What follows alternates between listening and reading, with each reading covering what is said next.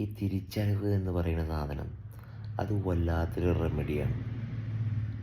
അപ്പോൾ തിരിച്ചറിവ് എന്ന് പറഞ്ഞിട്ട് ഒരു അറിവ് നമ്മൾ സ്റ്റോർ ചെയ്ത് കൊണ്ട് നടക്കുന്ന ഭാഗത്തല്ല.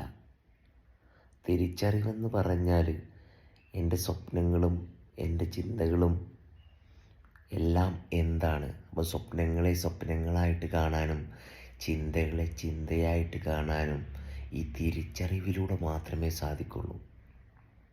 എന്നിട്ട് ആ തിരിച്ചറിവിനെ നമ്മൾ എന്തിനാണ് ഉപയോഗിക്കുന്നത്? അതായത് ഒരു ലൈഫ്, ഒരു ജീവിതം എന്നിൽ പ്രവർത്തിച്ചു കൊണ്ടിരിക്കണം. ഞാൻ ജീവിക്കണം.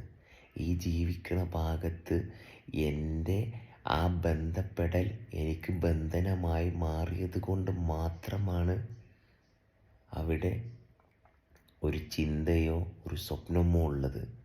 എന്നിട്ട് ബാക്ക് ടു ആ ജീവിതവുമായി കണക്ട് ചെയ്യാൻ വേണ്ടിയിട്ടാണ് തിരിച്ചറിവ്. അപ്പോൾ ആ തിരിച്ചറിവെന്ന് പറയുന്നത് തിരിച്ചറിഞ്ഞുകൊണ്ടിരിക്കുകയാണ്.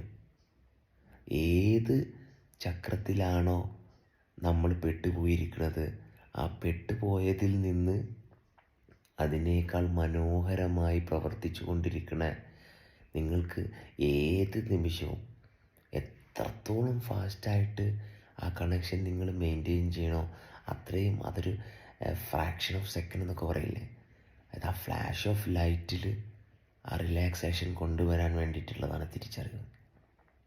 വളരെ ഈസി, സിമ്പിൾ, സോ പവർഫുൾ.